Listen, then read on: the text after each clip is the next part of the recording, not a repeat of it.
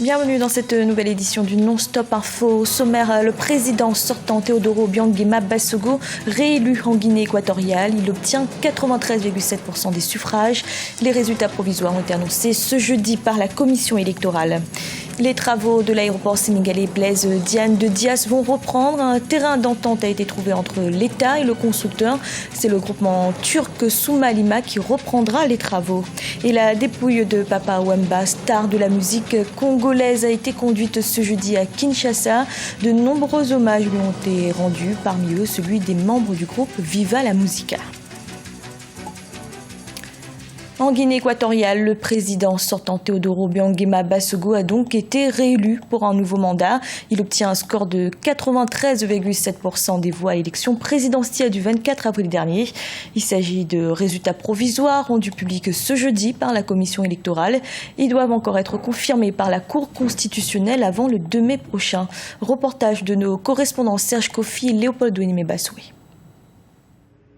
La Commission électorale nationale de Guinée équatoriale a procédé ce jeudi 28 avril 2016 à la proclamation officielle des résultats du scrutin présidentiel. Teodoro Obiang-Nguema Basogo est réélu sans surprise avec 93,7% des voix. Dans plusieurs représentations diplomatiques et villes de l'intérieur du pays, telles que Niéfang, Akonibé, Mikomiseng-Mbini, le candidat du PDGE est largement en tête. Autre fait marquant de cette élection, le score du président sortant dans son fief Mongomo. Dans cette localité, il recueille 100% des voix. Votos obtenidos por cada candidato. Vote obtenu pour chaque candidat. Obiang-Nguema Basogo, 268 362 voix, soit 93,7%.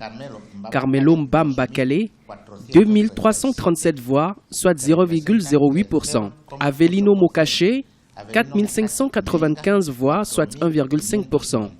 Buenaventura Monsui Asumu, 4435 voix, ce qui représente 1,3% des voix.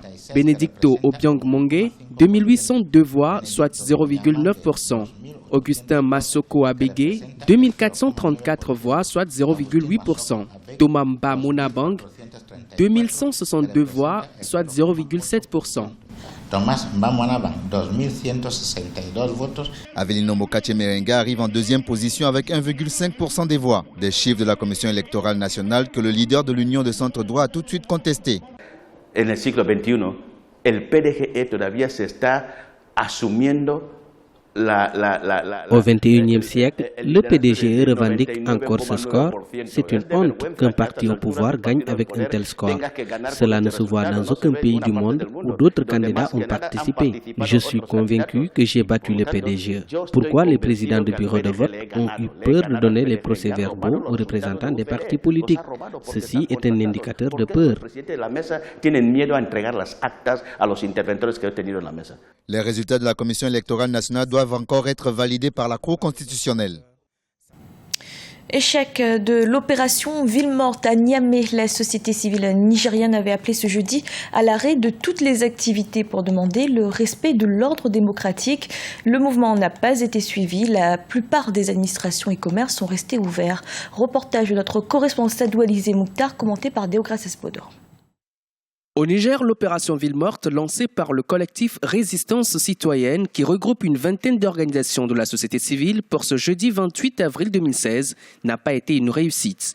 Dans la plupart des quartiers de la capitale Niamey, les marchés ont ouvert, les taxis ont circulé, les populations n'ont pas suivi le mouvement et ont vaqué normalement à leurs occupations. En fait, moi, je ne suis même pas au courant de cette ville morte que vous venez de dire. Non, mais on a ouvert parce que nous, on ne voit pas pourquoi on va fermer nos boutiques. On nous a rien expliqué, on est au courant de rien.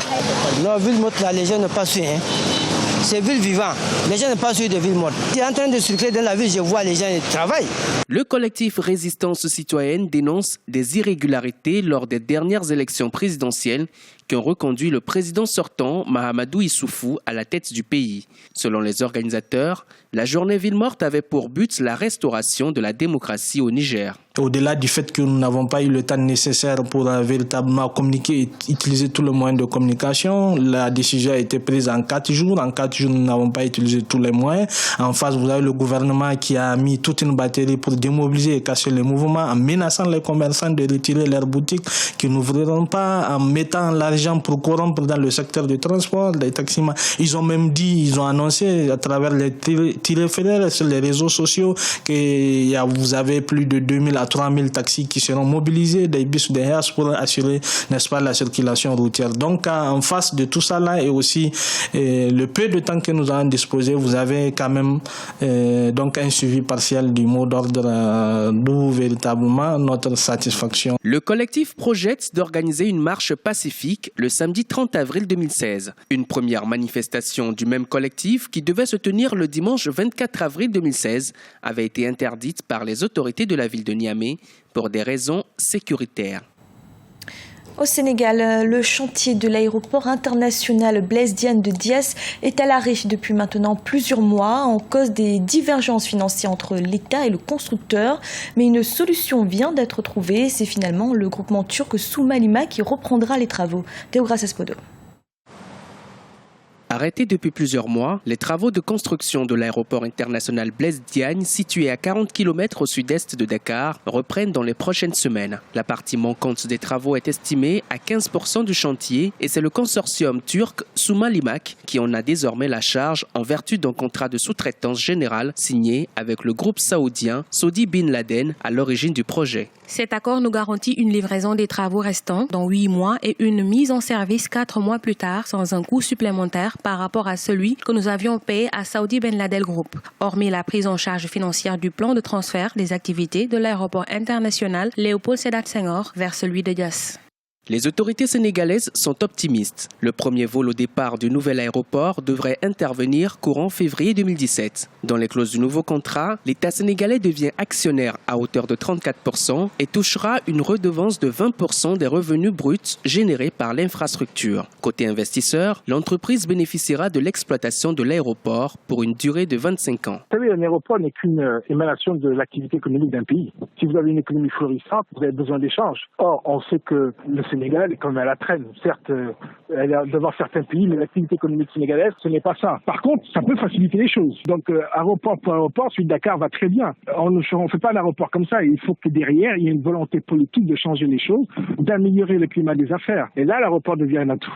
Les travaux de l'aéroport international Blaise Diagne avaient été arrêtés depuis plusieurs mois à cause de divergences financières entre l'État sénégalais et le constructeur saoudien. Il s'agissait notamment d'un nouvel avenant de 63,84 milliards de francs CFA réclamé par l'entreprise Saudi Bin Laden. La dépouille de Papa Wemba, star de la musique congolaise, a été conduite ce jeudi à Kinshasa. Depuis son décès dimanche dernier, de nombreux hommages lui ont été rendus. Parmi eux, celui des membres du groupe Viva la Musica. Siamlo Victoria Sedichi. Les larmes coulent toujours. Toute l'Afrique a été touchée par la disparition inattendue du célèbre musicien Papa Wemba.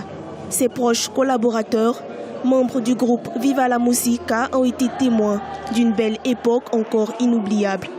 En guise d'adieu, ils lui rendent un témoignage mémorable. Merci papa. Merci papa pour tout ce que tu as fait pour moi. Puisse ton âme reposer en paix. C'est la première fois que devant moi, quelqu'un perd la vie. Nous sommes venus ensemble en Côte d'Ivoire, mais nous repartons sans lui. Ça fait très mal. En tout cas, papa, merci pour tout ce que tu m'as enseigné.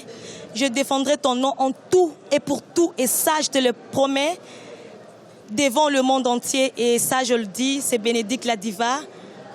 Je suis la fille à papa et je le resterai toujours. À peine parti, le rossignol de la musique congolaise laisse déjà assez de vide dans les cœurs. Une chanson, des phrases fortes, dédiées à ce grand artiste, marque à jamais cette journée du 28 avril 2016. Une journée de souvenirs pour des compagnons, des amis réunis pour dire merci à un père et un maître.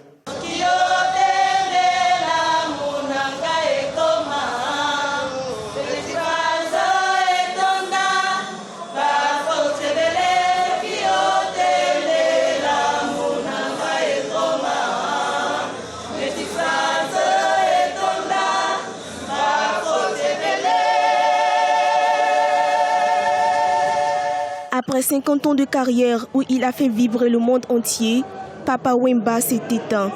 Il aura vraiment marqué son temps grâce à ces tubes encore célèbres qui continueront d'animer l'Afrique. C'était le journal de la rédaction. Merci de l'avoir suivi. Retrouvez dans un instant une nouvelle édition de l'information.